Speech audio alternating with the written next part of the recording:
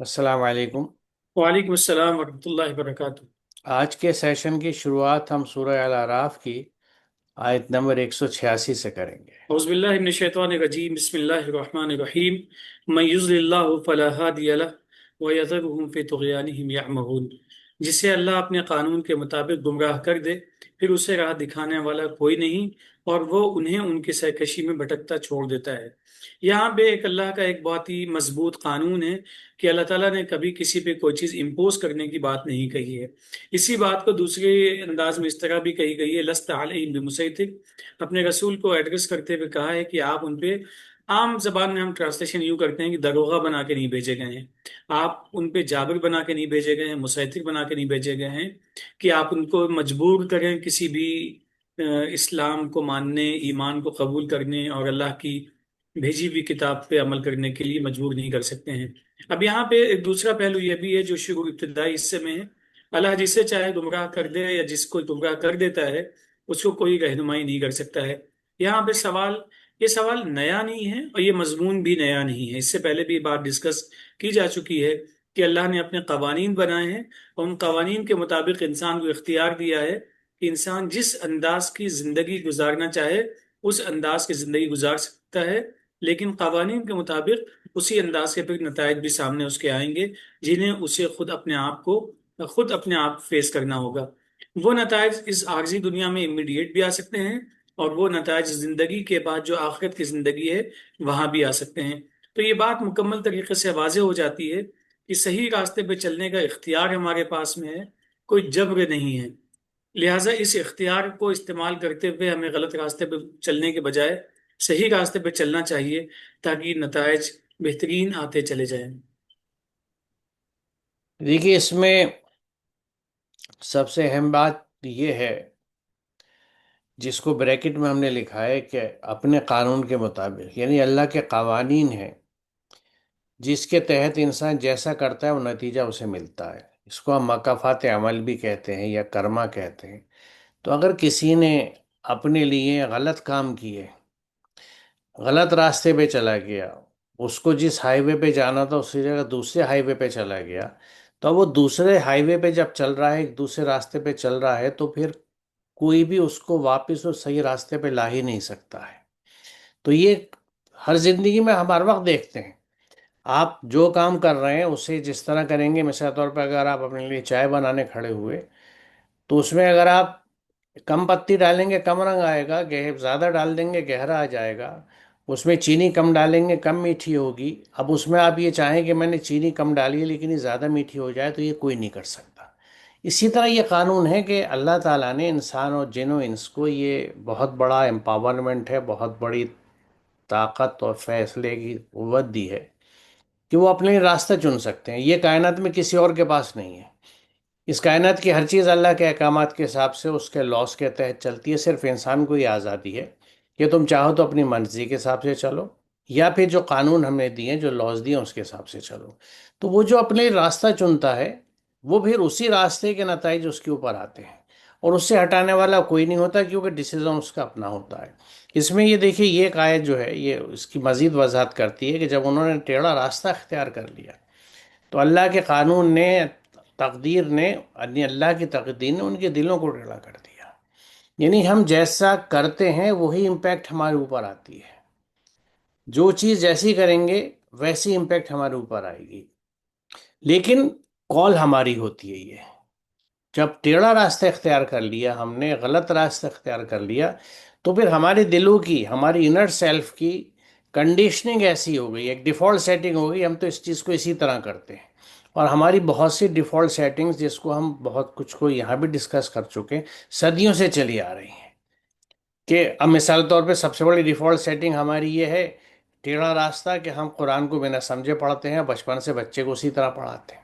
اب یہ چیز چلی آ رہی ہے اور اس کی جو امپیکٹ ہے، جو اثرات ہیں، وہ سب کو دکھ رہے ہیں، لیکن پھر بھی اچھا، جب تک ہم اس راستے کو نہیں چھوڑیں گے اس وقت تک اس میں سدھار نہیں ہوگا، کیونکہ یہ بھی ہماری کال ہے کہ اگر ہم نے غلط چیز سنی ہے تو اس کا وہی نتیجہ ہوگا، الا یہ کہ ہم تائب ہو کے اپنی اصلاح کر لیں، یعنی واپس اس راستے پہ آ جائیں جو کہ صحیح راستہ تھا۔ یہاں دیکھیں یہ بات کہی جا رہی ہے کہ اس شخص سے بڑھ کر کون گمراہ ہوگا جو اللہ کی ہدایت کے بغیر بس اپنی خواہشات کے پیچھے چلے، ان کو فالو کرے۔ اب یہاں اللہ کی ہدایت جو ہے اس کو چھوڑ کے انسان اپنی منمانی زندگی گزارتا ہے۔ ہمارے ہاں تو اللہ کی جو ہدایت ہے جو قرآن میں ہے اس کو ہماری اکثریت جانتی ہی نہیں، تو اس نے تو اپنا آپشن ہی ختم کر دیا۔ اس کو تو صرف جیسے بڑوں نے کہہ دیا، سماج میں ہوتے دیکھ لیا، جیسا چلن دیکھے، یا جیسے ہمارا جی چاہا، یا جس کو میں نے اپنے آپ ڈیسائیڈ کر لیا کہ کیا صحیح ہے کیا غلط ہے، میں نے اس راستے کو پکڑ لیا۔ تو یہ کیفیت جو ہوتی ہے اس کو اللہ تعالیٰ نے ظلم بیان کیا ہے، کیونکہ آگے لکھا گیا ہے کہ اللہ ایسے ظالموں کو ہرگز ہدایت نہیں بخشتا۔ جب آپ غلط راستے پہ چل رہے ہیں، میں اکثر اس بات کو کہتا ہوں کہ اگر آپ نے بریلی جانے کا راستہ پکڑ لیا اور آپ بریلی کے روٹ پہ جا رہے ہیں، تو آپ کتنی بھی دعا مانگیں کہ اللہ ہمیں علی گڑھ پہنچا دیں، وہ علی گڑھ آپ نہیں جا سکتے، کیونکہ آپ نے راستہ غلط چنا ہے۔ آپ کو واپس آنا پڑے گا اور پھر صحیح راستہ پکڑنا پڑے گا۔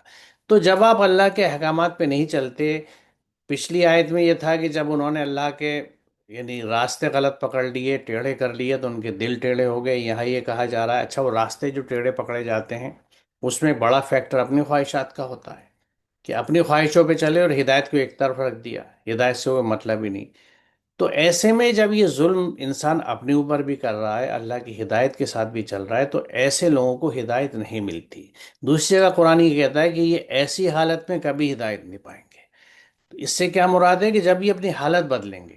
حالت کب بدلیں گے؟ کہ جب انہیں خود احساس ہوگا اور تائب ہوں گے، اور یعنی توبہ کے بعد اصلاح بھی اپنی کریں گے، کہ پھر اللہ کے راستے سے جڑ جائیں گے اور پھر اسی پہ چلیں گے۔ تو ایسے کے لیے قرآن میں عام معافی کا اعلان ہے کہ ان لوگوں نے جو پیچھے زندگی میں غلط کام کیے تھے ان کے اثرات سے اللہ تعالیٰ ان کی حفاظت فرمائے گا۔ یہی مغفرہ ہے، مغفرہ مطلب حفاظت دینا ہے۔ اور آگے جب وہ سیدھے راستے پر اللہ کے احکامات کے حساب سے چل رہے ہیں تو انہیں سیدھا راستہ اور ہدایت ملتی جائے گی، اور اس کے بینیفٹس ان کے ہوتے رہیں گے، اس دنیا کے لیے بھی اور آخرت کے لیے بھی۔ ان کی ظاہری زندگی میں بھی فرق پڑے گا اور ان کے نفس میں بھی فرق پڑے گا، اس کی پازیٹیو حالت بنے گی، اس کی گروتھ اچھی ہوگی، اس کی نشو و نما اچھی ہوگی۔ تو یہاں اصل چیز یہ ہے سمجھنے کی جو اس بات میں یہاں اس آیت میں کہی گئی ہے کہ اللہ کے قانون کے مطابق کون گمراہ ہو گیا؟ جس نے اپنی غلط راستہ چنا۔ تو اللہ کا قانون یہ ہے کہ تم غلط راستہ چنو گے تو پھر تمہیں کوئی اور راستہ نہیں دکھا سکتا، کیونکہ پھر تو تم بھٹکتے چلے جاؤ گے۔ اور پھر اس سرکشی میں وہ بھٹکتا کیوں چھوڑ دیتا ہے؟ کیونکہ اب تم اپنے آپ ظلم کر رہے ہو اور اس ظلم سے واپس آنا نہیں چاہتے، تو پھر کوئی تمہیں اس سے بچا نہیں سکتا، تم اسی کے نتیجے میں چلو گے۔ چلیے طارق صاحب اگلی لے لیں۔ يسألونك عن الساعة أيان مرساها قل إنما علمها عند ربي لا يجليها لوقتها إلا هو ثقلت في السماوات والأرض لا تأتيكم إلا بغتة يسألونك كأنك حفي عنها قل إنما علمها عند الله ولكن أكثر الناس لا يعلمون۔ لوگ آپ سے قیامت کے بارے میں پوچھتے ہیں کہ وہ کب آئے گی، کہہ دو اس کا علم صرف میرے رب کے پاس ہے، اسے اس کے پاس اسے اسے اس کے اپنے وقت پر وہی اللہ ظاہر کرے گا۔ آسمانوں اور زمین پر بہت بھاری ہوگی، وہ بس اچانک آئے گی۔ وہ لوگ آپ سے ایسے پوچھتے ہیں گویا آپ اس کے بڑے جانکار ہیں، کہہ دو اس کا علم صرف اللہ کے پاس ہے، حالانکہ اکثر لوگ جانتے نہیں ہیں۔ یہاں پہ اگر جو لوگ عربی زبان سے واقف ہیں وہ اس آیت کو پڑھیں گے تو انہیں اندازہ ہو جائے گا، ہر حصہ الگ الگ کر کے پڑھنے سے ایک ہر پورا مفہوم سامنے چلا آتا ہے کہ کیا چیز ہے۔ یہاں پہ ایک چیز بڑی اہم ہے، کئی مرتبہ ہم لوگ زندگی میں کئی چیزوں کو نہ جانتے ہوئے بھی ان کے پیچھے اس طرح سے پڑ جاتے ہیں کہ گویا کہ بس انہی پہ سب کچھ منحصر ہے۔ اصل میں زندگی گزارنے کا طریقہ کیا ہے کہ اللہ کا جو حکم ہے اس کے مطابق زندگی گزارنی ہے۔ اس کب تک گزارنی ہے؟ جب تک کہ انسان کی زندگی ختم نہیں ہو جاتی ہے۔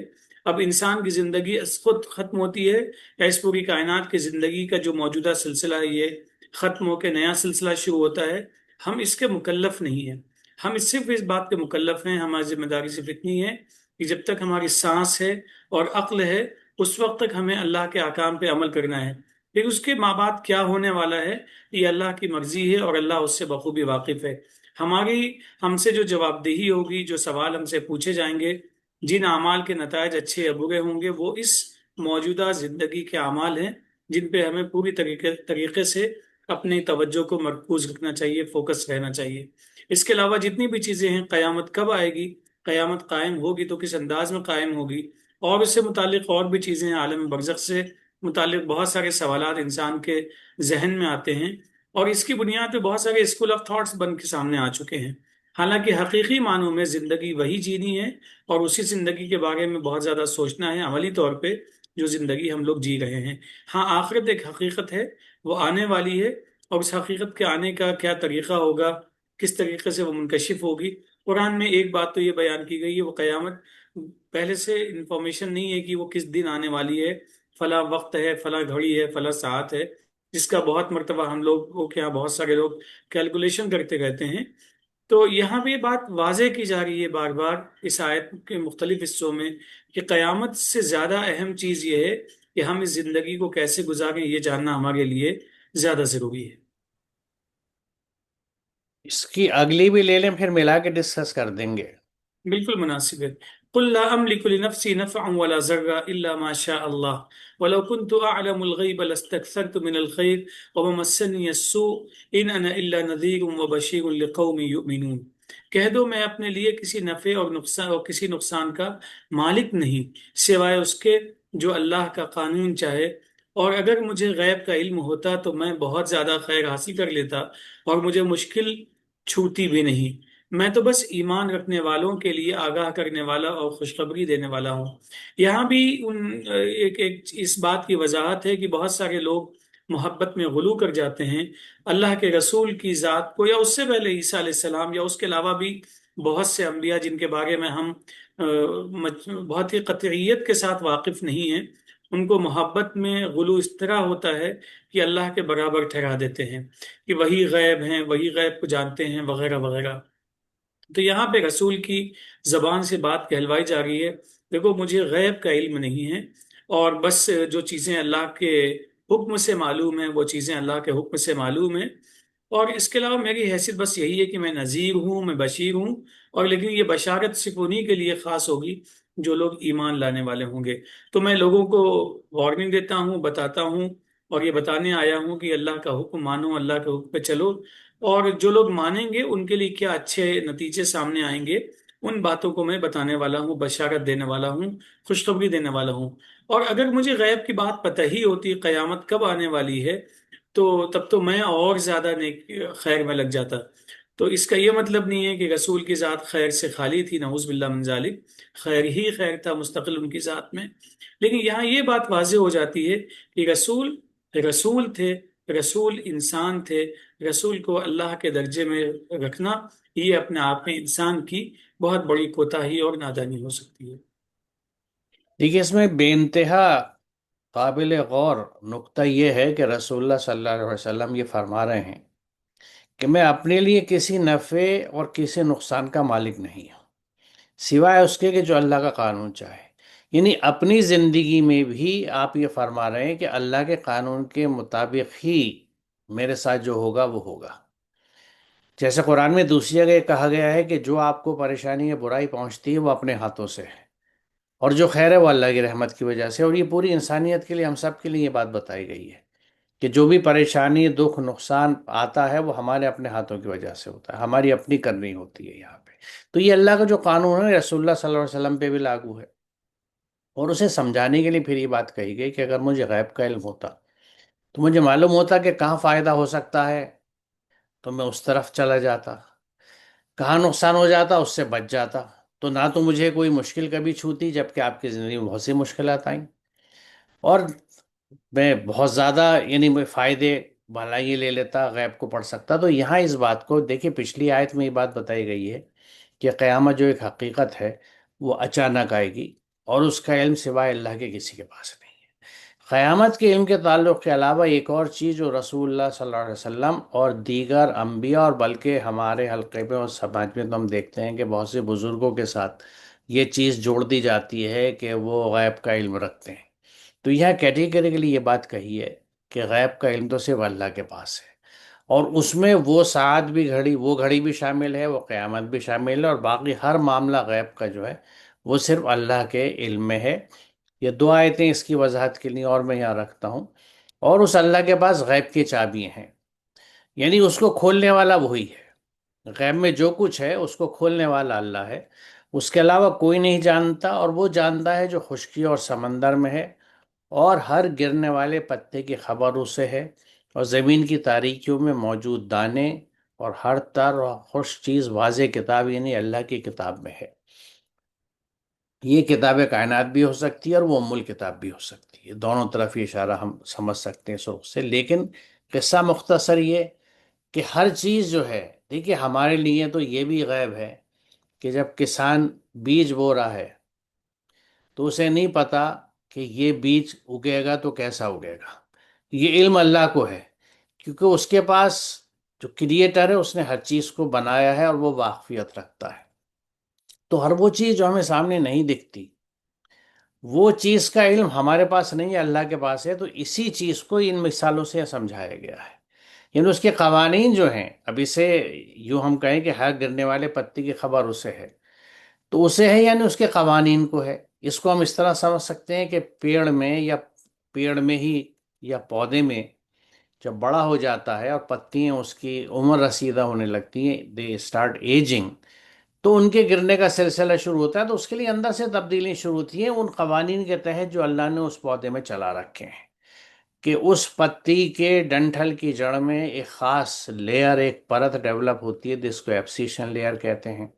جب یہ شروعات ہونے لگتی ہے تو وہ پتا اپنے جسم میں جتنی غذائیت اس نے جمع کری تھی، اور وہ منتقل ہونے لائق ہے یعنی ٹرانسفریبل ہے، اس کو وہ واپس بھیج دیتا ہے درخت کے اندر، کیونکہ اسے معلوم ہے اب میں گرنے والا ہوں، میری موت کا وقت قریب آ رہا ہے۔ لیکن کچھ چیزیں ایسی ہوتی ہیں جس کو ہم فکسڈ آئنس یا مالیکولز کہتے ہیں، ان کو پتا واپس نہیں بھیج سکتا، لیکن جو چیز وہ بھیج سکتا ہے اس کو واپس پودے میں بھیج دیتا ہے۔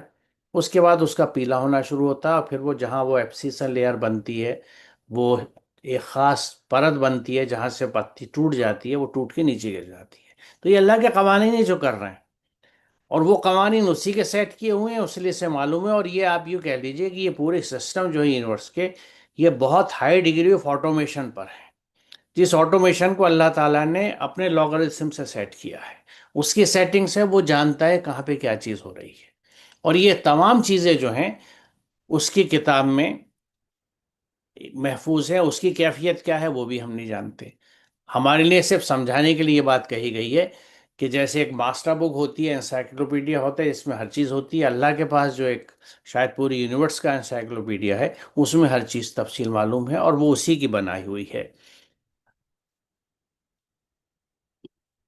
تو یہاں پہ جو چیز ہمارے سمجھنے کی ہے وہ یہ ہے کہ ہمیں اس بات کا ہر وقت ذہن میں رکھنا چاہیے کہ قیامت یکلخت آئے گی، اچانک آئے گی، کس وقت آ جائے گی نہیں پتہ، لہٰذا ہم اپنی زندگی کے ہر لمحے کو اللہ کی اطاعت میں اور فرما برداری میں گزاریں، تاکہ کچھ پتہ نہیں کس وقت موت آ جائے، میری انفرادی موت آ جائے یا ایک اجتماعی موت یعنی قیامت آ جائے۔ تو یہ ایک یعنی ہمارے گارڈ کے لیے بہت اہم چیز ہے، اور دوسرے ان غلط فہمیوں سے ہم نکل آئیں کہ غیب کا علم کسی کو ہے، یا ہم غیب کو کھوجنے کے چکر میں لگ جائیں، اس کی تلاش میں لگ جائیں، یا قیامت کے اوپر بہت سے لوگوں کو بلا وجہ کی ریسرچز کا اور تحقیق کا شوق ہوتا ہے، وہ ان چیزوں کے پیچھے لگ جاتے ہیں۔ تو یہ وہ چیزیں ہیں جن کے پیچھے لگنے سے کچھ حاصل نہیں ہے، کیونکہ قرآن نے بھی اس بات کو منع کیا ہے کہ جس چیز کا تمہیں علم نہیں ہے، جس کا علم تمہیں نہیں دیا گیا، اس کے پیچھے مت لگو۔ وَلَا تَقْفُ مَا لَيْسَ لَكَ بِهِ علم، یہ بات قرآن میں واضح طور سے کہی ہے، اس کے پیچھے مت لگو، کیونکہ ہمیں جس چیز کا علم نہیں دیا گیا، اور ہمیں علم بہت تھوڑا سا دیا گیا، یہ بھی قرآن ہمیں کہتا ہے۔ اصل چیز ہمارے لیے کیا ہے کہ جو یہ مہلت ملی ہے زندگی کی، اس میں یہ جو باغی نفس ہے ہمارا، جس نے ہمیں جنت سے نکلوایا تھا اور نیچے بھیج دیا تھا اس زندگی میں، اس کو، اس کی بغاوتوں کو دبا کے ختم کر کے، اس کی کنڈیشننگ ڈیفالٹ سیٹنگ ایسے کر دیں کہ یہ مستقل اللہ کے احکامات پہ چلے۔ اور ایسا اس وقت تک نہیں ہو سکتا جب تک کہ ہمارے شب و روز پوری زندگی اس دل کو عادی بنا دے اللہ کے احکامات کے تحت چلنے کے لیے۔ اور وہ ہم جب ہی کر سکیں گے جب ہم اللہ کے احکامات کو پوری طرح پڑھ لیں، یعنی قرآن کو پوری طرح پڑھ لیں اور سمجھ لیں اور اپنے اندر اتار لیں، اور پھر ہمارا ہر کام اسی ہدایت کے مطابق ہو۔ تو یہ پورا پروسیس ہے، اور اگر ہم اس میں نہیں کرتے تو پھر کوئی راستہ قرآن کے حساب سے نہیں سمجھ میں آتا۔ میرے خیال سے یہاں روکتے ہیں طارق صاحب، جی مناسب اور ہے۔ انشاءاللہ اگلے سیشن میں آگے چلیں گے۔ السلام علیکم۔ وعلیکم السلام۔